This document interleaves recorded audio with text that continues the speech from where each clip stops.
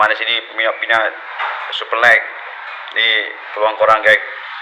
Korang boleh tengok yang kat bawah nombor 3 tu, tak lain tak bukan Super Leg akan fight dengan Abdullah Dayakev.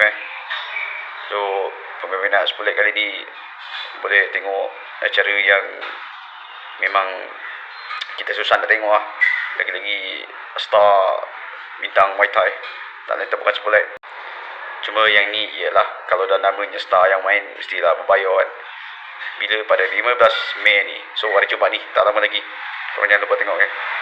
Kalau korang tanya aku, boleh makan Super Leg, boleh makan ni Abdullah Dayakev ni.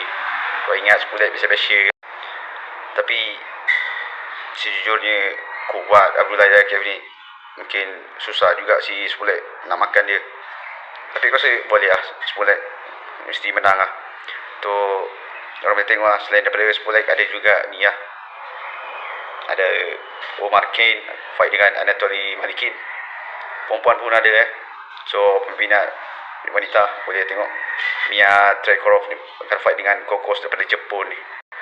So korang jangan lupa 15 Mei hari Jumaat, tak lama lagi tu. Peminat-peminat Super Leg, drop kat komen korang rasa fight tu boleh ke Super Leg menang atau tak. Kalau aku, of course Super Leg mestilah menang. Super Leg kot, siapa tak kenal. So tu je video kali ni. This is Fox, baiklah.